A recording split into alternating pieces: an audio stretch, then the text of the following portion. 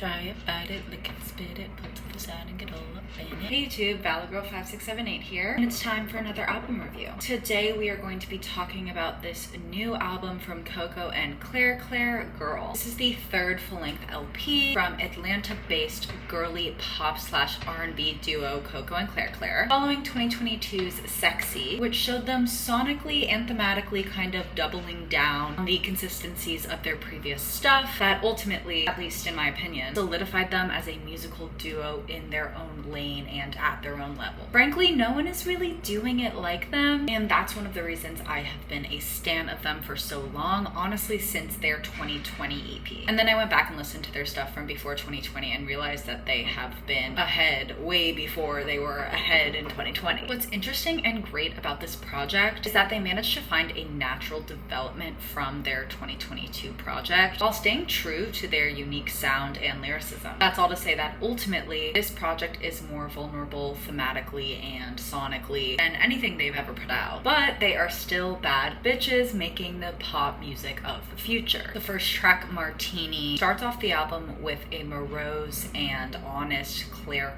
verse with some eerie production, which immediately gives the vibes that this project is going in a new direction than Sexy was, as Cherub, the first track on Sexy, started out the album on a more playful and classic Coco and Clair vibe. Track 2, Kate Spade, the second and final single for this album rollout, has simple beepy production that lets Clair's wrath shine through beautifully. You wanna say hi? Yeah, there he goes. There are some great lyrical moments on this track, such as write a hit song, then I read a big book, I'm all about the love and you can call me bell hooks. And then fell from heaven, then I fell in love is a rare and refreshing moment of genuity on the track and the album and their whole discography. And I love how Clair's vocals are mixed in the chorus. Track 3, Gorgeous International Really Lucky, is a gorgeously detailed love song, and its production is clear yet grungy, which I love. Kind of reminds me of some Shy Girl stuff. Track 4, Our House, is another cute love song. Like all these love songs for Coco and Clair is unprecedented, frankly. The production is kind of Postal Service vibes, which is new for them, but it totally works. Track 5, Everyone But You, really continues and frankly peaks this vibe of a new kind of production and instrumentation for them that just works, even though it seems a little out of place. Like the instrumentation and production on this track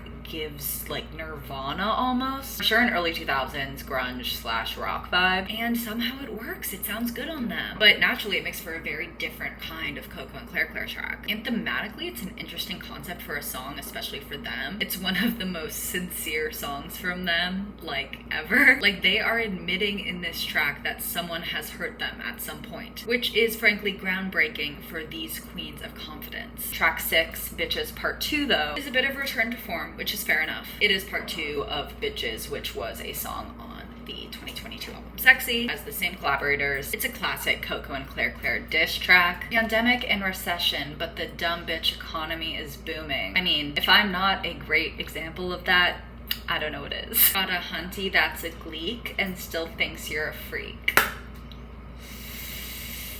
Damn. The end of the song with I bet you think this song is about you, don't you? It's cool. I love the effect on there. It's a nice touch. Track 7, My Girl, has production that reminds me of some Magdalena Bay stuff. It also gives like early 2000s electronic music, kind of like of Montreal almost, which is sick and definitely makes sense for them for sure. But again, it is something kind of new for them. Track 8, Graceland, is another sort of more classic Coco and Clair track. The first verse is insane, and the chorus is Clo and Care, and the chorus is Coco and Clair down. And then the final track, track 9, Aggie, the first single for this album rollout. It's a greatly produced track. I love how the verses flow. I love the opening synths, and starting the song off as a kind of diss track, but then saying like this isn't a diss track because you need competition to have a diss track, and then eventually saying at the end of the chorus, I don't want to miss you anymore, into a yearny second verse, is a great representation of the album as a whole. It really shows that this album is a representation of Coco and Clair sort of